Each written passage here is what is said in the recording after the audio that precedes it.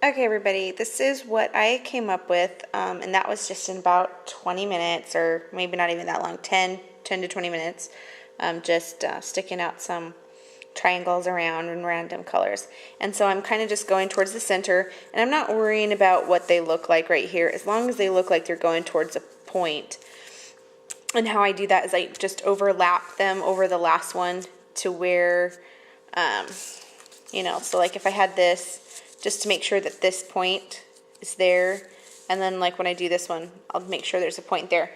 And so, I could just go ahead and do it that way, and I think I will. So I'll just stick this here. Sorry, it's so wiggly. And then I'm just going to stick that here and cover it up. So we still got this going as a point, this is a point, and it's all pointing. So then what I do is I take my scissors and just lop off the extra, because you don't want to have too much here because then it gets hard to sew. And if you look closely, there's some little white pieces sticking out here and there, and it just looks really bad. But again, we're going to take something and just put it over the top, and then it's going to still look like everything is going to the center. Now I'm going to try and put my tripod over here, and I hope you'll still be able to see. Sorry about that, my hand in the way and everything. Try and get it switched around so that you guys can see the sewing machine. It's not going to be a really good view, I'm sorry. But anyway, so I have all my sheet, and I just use little photo corners around the edges to glue it. So then what I do is I just flip it over to the white side, and then I begin trimming off the excess. So I just want to quickly trim it off.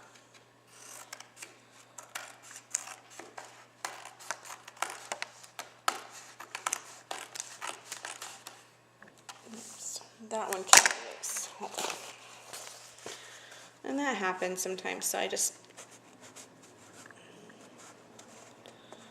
put this back in here.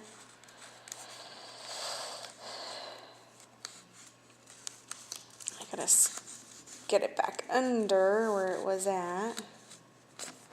Okay. I just didn't have it taped down good enough. Because I'm just, you can use more adhesive, especially if you're not going to sew yours together. I don't use very much adhesive because I'm going to sew it, and I want to save adhesive and just use my sewing machine thread. And you can use whatever color thread you want to accent it.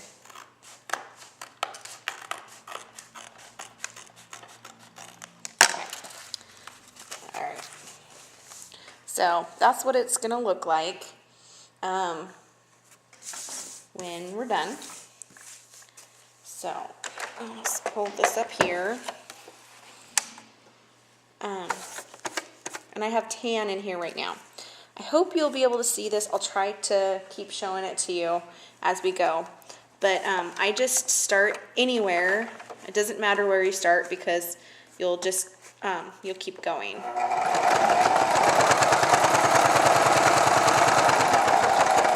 So I just followed down, let me see if you can turn that a little more.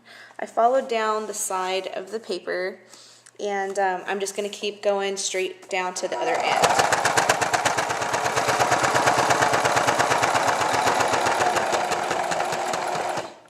And I forward and back stitch. And so then I'm just going to pivot around and find my next ray. And then I'm just going to keep going and go right down it as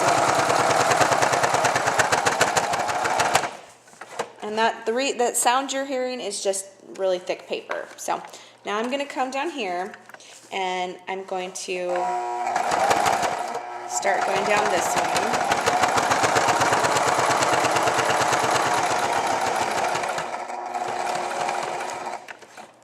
And then sometimes every now and then I change my machine to do a zigzag. So this corner, we're going to zigzag it.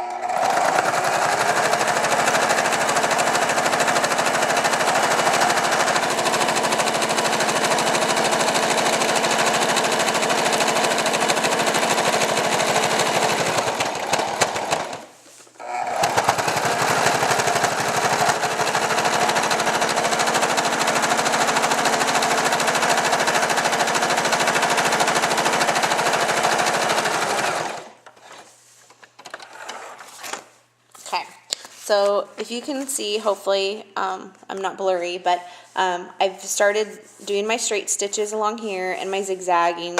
And then what I am going to keep doing is I'm going to keep going until I get all of them stitched down.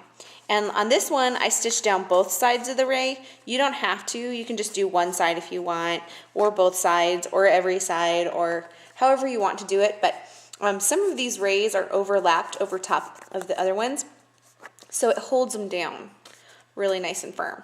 So then when you're done with that, you take your, you know, whatever square that you have that you want to put in the center. I'm just using this because it's just something I have sitting here on my table. But then you'll place it over top of the center, and you can make it bigger, smaller, or however big you want it.